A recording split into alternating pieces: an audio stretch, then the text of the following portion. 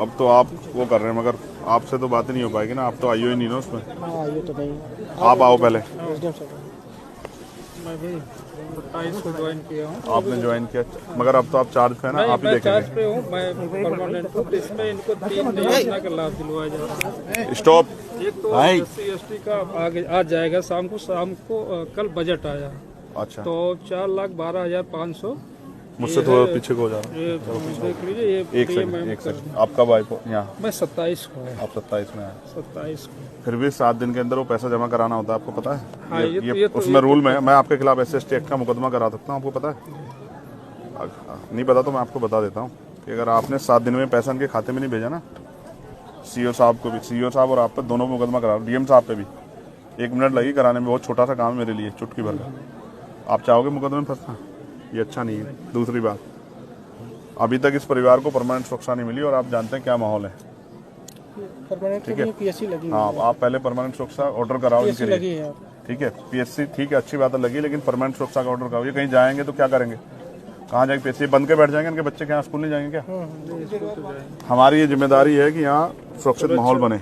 वो कैसे बनेगा? वो तब बनेगा जब हम इसको प्रशासन के माध्यम से। यस, अब वो नहीं बन रहा है। आप इस बात को समझ सकते हो, मैं इस बात को समझ रहा हूँ और आप भी समझ लो, नहीं बन रहा है वो। अगर वो बनता तो शायद इनको मेरी जरूरत नहीं पड़ती, ये आपके फिर भरोसा करके चैन से घर बैठ जाते, क्योंकि इस वर्दी में बहुत ताकत है।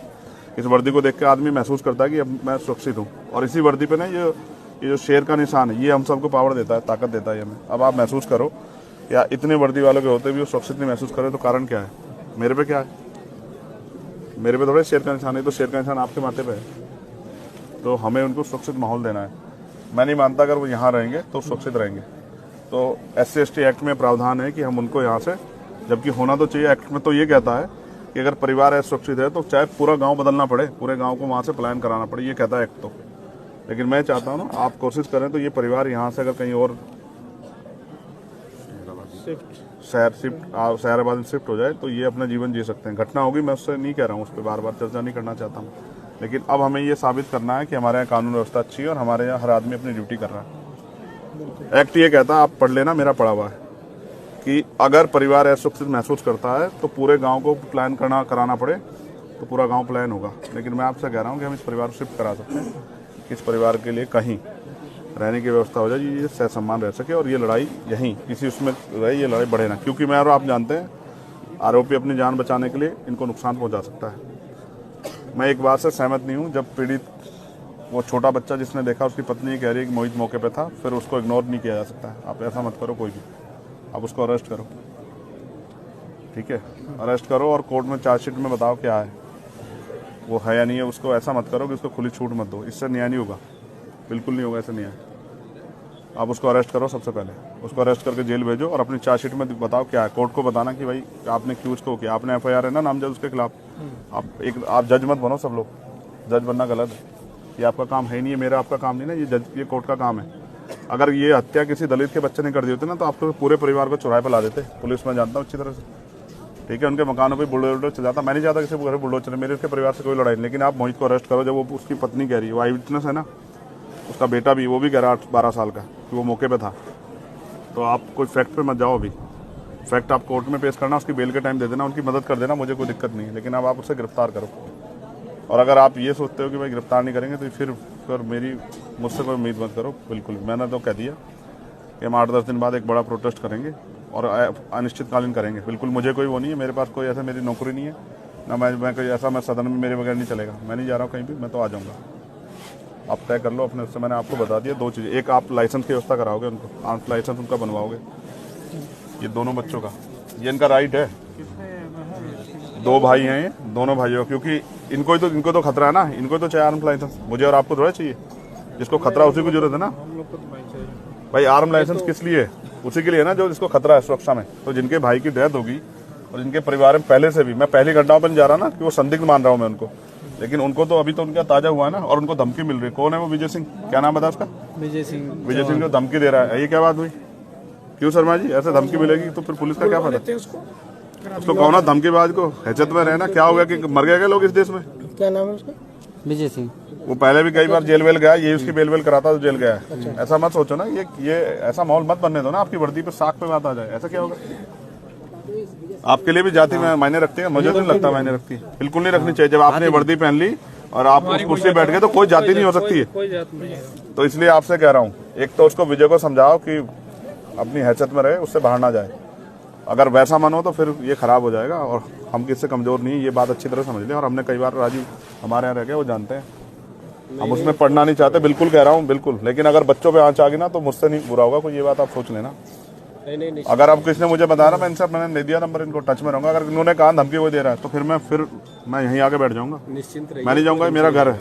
फिर आप अपने आप संभालना के, प्रॉब्लम नहीं कि वो हम देख लेंगे इनको, बिल्कुल निश्चिंत रहिए। एक इनका पारिवारिक लाभ अलग कर दिया गया है, ठीक है। एक एक जो है इनकी, मुख्यमंत्री बाल सेवा योजना, ठीक है, वो कर दिया गया, वृद्धावस्था पेंशन ठीक कर है। दिया गया। और आप रहने वाले कहाँ के? मैं अम्बेडकर नगर का हूँ। Very good. मैं आपसे रिक्वेस्ट कर रहा हूँ, आपकी कलम में बहुत ताकत है, और डीएम साहब से मैं कहूँगा, एक तो इनके लिए पेंशन का प्रावधान है, इसकी माता जी के लिए वो पेंशन का प्रावधान आप कर सकते हैं, जबकि इसमें कल ही चर्चा हुई है। हो गया सब। आप भी जानते हैं ना भाई, कल से पहले चर्चा नहीं हुई ना। 27 ज्वाइन किया तो मुझे पता चला, तो मैं फिर आकर एक्टिव किया। आप महसूस करो ना, कल ही इनसे आधार कार्ड मांगे ना, ये नहीं हुआ। देखो, अगर आप ही सब लोग अपने आप सही कर देते ना तो मेरी जरूरत नहीं पड़ती। क्या करेगा चंद्रशेखर, मैं भी आपसे कहूंगा ना भाई, मैं किसे कहूंगा। तो नहीं हुआ, वो सच बात बता रहा हूँ, नहीं हुआ, उस तरह से नहीं हुआ। हो सकता है कोई दबाव को प्रेशर हो। आधार कार्ड ज्वाइंट खाते के लिए मांगे जाएंगे बच्चों कल वो सबसे पहला वो है, वो एक्ट का हिस्सा है, वो हमारी ताकत है। पहले आप ये बताओ, ये लड़ेंगे कैसे ये अपने भाई? अगर वो बेल के लिए हाई कोर्ट चला जाए, यहाँ उसको बेल ना मिले 302 में, वो हाई कोर्ट चला जाए, तो ये हाई कोर्ट जाके उसको अपोज कैसे करेंगे आप बताओ? उसमें चिन्हित भी करा दिया उसके बाद, यहीं से जल्दी उसे सजा कराने का भी प्रोसेस चल रहा है। नहीं तो उसको ना फास्ट ट्रैक कोर्ट में हम लेके जाएंगे, तब वो होगा। लगवा दिया है, ठीक है, और जल्दी से जल्दी उसको सजा। मैं ये बात आपसे इसलिए कह रहा हूँ, ऑपरेशन कन्विक्शन चल रहा है, उसमें उसको करा दिया। सीरियसली कह रहा हूँ। जब मुख्यमंत्री से बात करते हैं हमें बड़ी खुशी होती है कि भाई ये न्यायप्रिय प्रदेश बन गया है, कानून व्यवस्था अच्छी। और जब ऐसी घटनाएं होती है और उसमें अधिकारी कर्मचारी का रोल ऐसा होता है ना, तो बहुत अजीब लगता है कि क्या दलितों के लिए, मैं नहीं कह रहा था वो, मगर ये सच है, कहना पड़ेगा, क्या दलितों के लिए कानून अलग है क्या इस देश में? नहीं, वो तो संविधान से ही चलता है, तो संविधान। फिर ऐसा कैसे? मैं तो देखता हूँ ना सब चीज़ों को, मेरे पास सारी घटनाएं आती है, मैं जाता नहीं हूँ, मैं इसलिए नहीं जाता कि इसका परमानेंट सोल्यूशन ढूंढ रहा हूँ मैं, इसका परमानेंट सोल्यूशन जाना नहीं है। तो मैंने आपसे मांग रखी, एक, मैं ये नहीं कह रहा हूँ कि आप खेती के लिए पट्टा दें, जबकि वो प्रावधान में, क्योंकि इनके पास जमीन है, मैंने उनसे पूछा, तो मैं उसके लिए नहीं कह रहा हूँ। मैं आपसे कह रहा हूँ, एक, इनके लिए आर्म्स लाइसेंस। दूसरा, अगर हम इनको यहाँ से शिफ्ट करा दें, ये एक्ट का पार्ट है, और अब आप पे बजट भी आप इस कर सकते हैं, ठीक है। दो, तीसरा, एक सुरक्षित माहौल उनके लिए, सुरक्षा व्यवस्था, क्योंकि बच्चे छोटे स्कूल जाए, उन पर क्या गहरा असर पड़ रहा होगा, उनका स्कूल बंद हो गया। कभी तो उनके मन में आएगा ना 2-4 दिन में कि हम स्कूल क्यों जा पा रहे हैं, उनकी माँ क्या कहेगी? तो उत्तर प्रदेश में कानून व्यवस्था ऐसी कि आप जा नहीं सकते, क्योंकि मर जाओगे। ये तो आपकी साख पे सवाल खड़ा हो जाएगा। फास्ट ट्रैक कोर्ट में मुकदमा और परिवार को मुआवजा सरकार दे तो बहुत अच्छी बात है, हम तो करेंगे, हम लोग आपस में मिलकर करेंगे, हमने तय कर लिया। जितने हम बड़ी पंचायत बुलाएंगे उतने हम करेंगे, चाहे हमसे जो भी जुटे वो हम करेंगे। मैं आपको नहीं कह रहा, लेकिन आप चाहो तो कर सकते हैं। ये दुआएं देंगे सब लोग आपको कि भाई किसने हमारी मदद की। देखो, बाप कुछ भी हो, चाहे मिट्टी का हो, लेकिन वो अपने बच्चों को किसी आगे हाथ नहीं फैलाने देता, वो कोशिश करता है कि वो उनकी सारी लड़ाई लड़ दे। 2 छोटे-छोटे बच्चे हैं, क्या उनकी शादी कौन करेगा? जब वो उनकी शादी का समय आएगा, आप और मैं कहाँ होंगे पता है थोड़े, और कौन जिंदा रहेगा कौन ये भी नहीं पता ना। लेकिन वो बाप था ना, वो सब कुछ कर लेता, चाहे वो कैसे करता, लेकिन वो कर लेता, लेकिन खत्म कर दिया ना सब कुछ। तो इसलिए आपसे कह रहा हूँ कि आप कोशिश करो कि ये सब चीजें हों। उनकी पेंशन की व्यवस्था, इसकी व्यवस्था, पेंशन की तो हो गई, पेंशन होगी, पेंशन का हो गया, SC ST वाला ठीक है। उसमें चार्जशीट लगा के, चार्जशीट में दाखिल करोगे तो उनके बाकी पैसे, ठीक है, सब एक मुश्त दे दिया। ठीक है। अब इनकी असला का लाइसेंस, ठीक है, एक इनके लिए परमानेंट सुरक्षा। और क्या बचा, किस पे चर्चा की थी मैंने, क्या कहा था तुमसे? बच्चों उसके लिए 2500 रुपए के लिए वो शिक्षा जो है तो मिलेगा, वो कर सकते हैं। मैंने एक डीएम साहब से कराई थी उनके बच्चों की, हाँ वो बच्चों को मिलेगा 2500 रुपये पर मंथ। हाँ है वो 2500 रुपए का प्रावधान है एक बच्चे का, 3 में से 2 का होता है वो। मैंने कराया, मेरे अच्छी तरह आगरा में एक डीएम थे, उन्होंने बहुत अच्छे डीएम थे, उन्होंने मुझसे बात की और उन्होंने करा कर दिया, ठीक है।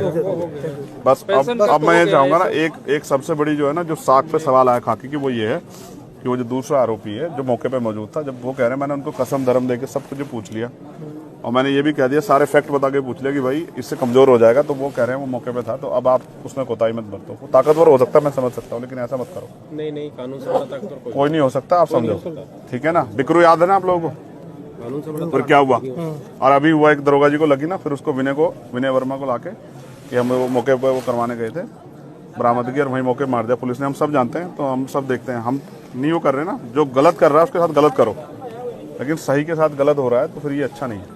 तो इसलिए उसको अरेस्ट करो राजीव भाई, और कह देना चारों मैडम से मैं एक ही उस तक वो करूंगा, मैं आज उनकी रिस्पेक्ट करूंगा अगर वो इस काम कर देंगी, और नहीं करेंगी ना ऐसे जैसे धमका रही है ना, वो जो सुन रहा था मैं अभी, आप थे पता नहीं कोई अंदर ही, तो कह रही है अच्छा इनकी ज्यादा मदद करोगे ना और इनको भड़काओगे तो मैं तुम पे ठोके, क्या कर देंगे, ठोके मुकदमा। नहीं ऐसे नहीं कह सकते, मैं आपको सुनाऊं, आपको कभी नहीं कह सकते, सुनाऊं आपको, कभी नहीं कह सकते। राममोहन जी सुनोगे। चलिए ठीक है, वो हम बात कर लेंगे। भेजिए हम सोचते मैंने सुन लिया ना, मैंने सुन लिया, हैं। रहा हूँ आपके पास। मैं बिल्कुल मैं विदाउट फैक्ट कोई बात नहीं करता हूँ। देखो जो मुझे जानता ना वो जानता, मैं बिना उसके नहीं बहस करता हूँ।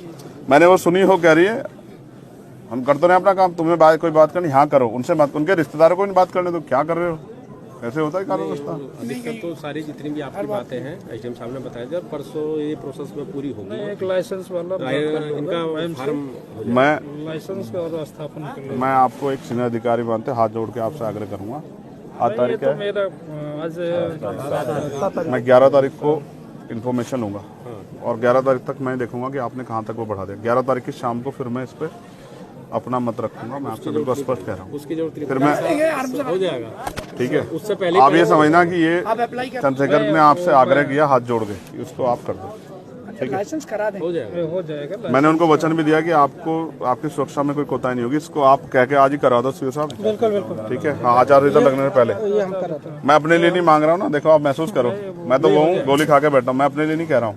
और मैंने नहीं कहा हमारे डीएमएसएसपी को, मैंने उनको लाइसेंस के लिए कहा, उन्होंने मेरी अपनी मजबूरी बता दी, मैंने कहा छोड़ दो, मैंने जब मौत आएगी आ जाएगी, लेकिन इनके पास मौत तब आएगी जब चंद्रशेखर नहीं होगा। ये बात आप इसमें करना, और विजय भाई साहब को बुला लेना, बड़े मजबूत आदमी हैं, उनको कहना ये उत्तर प्रदेश है और ये अब इसमें ये चलेगा नहीं जो आप कर रहे हो, धमकाना उमकाना बंद कर दें। आपने अपराध किया तो मरो ना, आप जेल जाओ, क्या वो मुसीबत है, सजा काटो ना, क्यों डर रहे हो। जब आप अपराध कर रहे हो तो फिर क्यों डर रहे हो, अपराध करते क्यों नहीं सोचा आपने फावला चलाते हुए। ठीक है, तो ये मेरा आपसे हाथ जोड़ के आग्रह है सब साथियों से कि आप इसमें मदद करा दें। ड्यूटी है, आप इसमें हम लोग की ड्यूटी है।